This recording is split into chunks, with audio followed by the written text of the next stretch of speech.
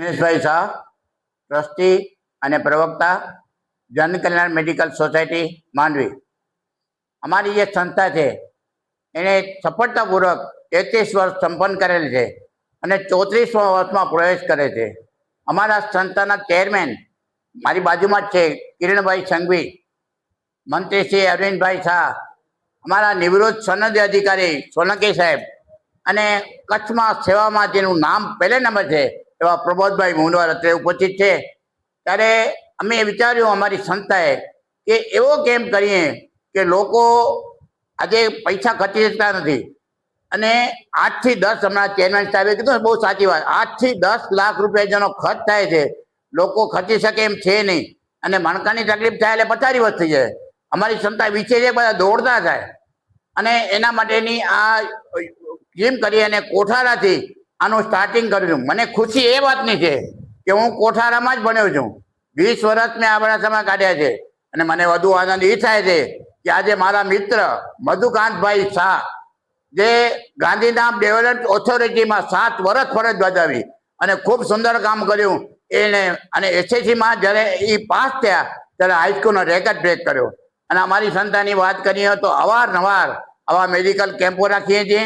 માત્ર કેમ્પ રાખવાથી લોકોનું કલ્યાણ નથી થતું, પણ અમારી સંસ્થા એવું નથી કરતી। કેટલીક જગ્યાએ કેમ્પ થતા હોય છે પણ દવાની ચીઠી લખી દેવામાં આવે છે, મોંઘી દવા દર્દીઓને બહારથી લેવી પડે છે, પૈસા ના હોય લઈ શકતા નથી, તેથી કેમ્પનો હેતુ માર્યો જાય છે।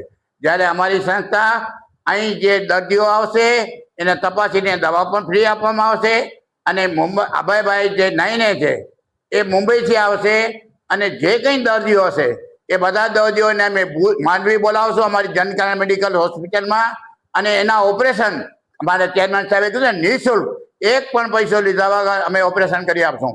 આજે તો કેમ્પનું સ્ટાર્ટિંગ કર્યું છે। આવા કેમ્પ 4 કેમ્પોનું આયોજન અમારા કિરણભાઈ કર્યું છે। અમારી સંસ્થાની જે ટ્રસ્ટી મંડળ છે ને એને વિચાર્યું કે આવા કંઈ મિનિમમ કચ્છમાં લોકોની વસ્તી પ્રમાણે મિનિમમ 4 કેમ્પ તો કરવા જ જોઈએ।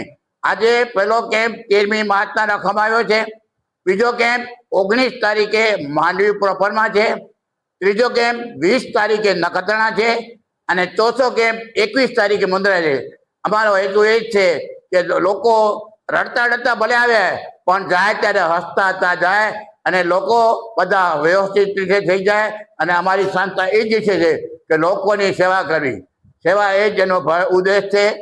કિરણભાઈ સાહેબ અમે જે કામ કરી છે ને એ કામ એવું કરીએ છીએ કે લોકોના હિત માટે હોય।